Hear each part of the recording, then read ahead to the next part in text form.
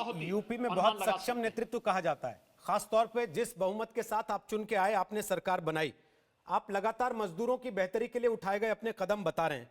उसके बावजूद labour laws को लेकर आपने अचानक कुछ फैसले लिए, जिसके बाद आप अपने ही लोगों की नाराजगी का शिकार हो गए।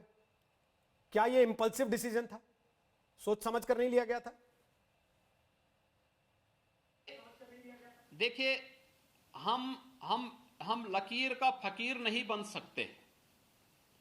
मुझे आज के दिन पर अपने 30 लाख प्रवासी कामगार और श्रमिक भाइयों बहनों का और साथ साथ जो प्रदेश के अंदर रहने वाले हमारे कामगार और श्रमिक हैं, इन सब के हाथ को कार्य देना है और इसके लिए आवश्यक है उद्योग चले। हमने न्यूनतम वेजेस की गारंटी उसमें दी है, सामाजिक और आर्थिक सुरक्षा की उन्हें गारंटी दी है। कम से कम यानी उन्हें अधिक से अधिक 8 घंटे तक ही आप काम ले सकते हैं, इसकी गारंटी उसके साथ हमने दी है। बंधुआ मजदूरी वहां नहीं हो सकती, इसकी गारंटी दी है।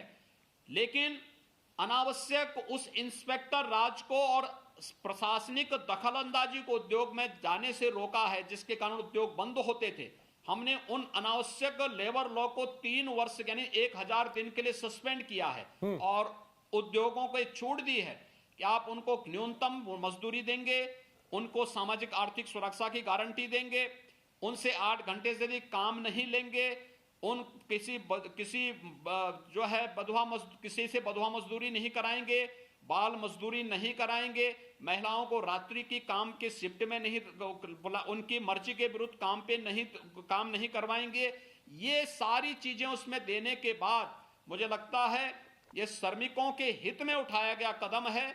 उद्योग चलेंगे और श्रमिकों को रोजगार मिलेगा, इसी में उनका हित है।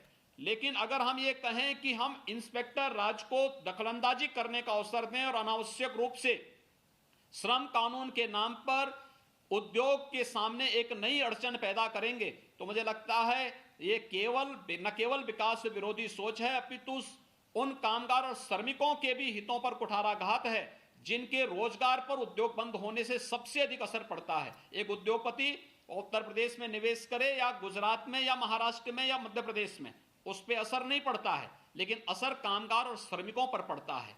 ये उत्तर प्रदेश का ये कामगार और श्रमिक जो आज पलायन कर रहा है महाराष्ट्र से और अन्य राज्यों से, पंजाब से आदि राज्यों से जो आज पलायन कर रहा है, कभी यह कानपुर में काम करता था।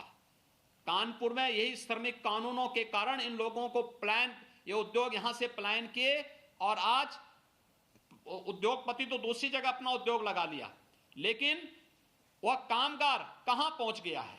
आज उसे पलायन होना पड़ा।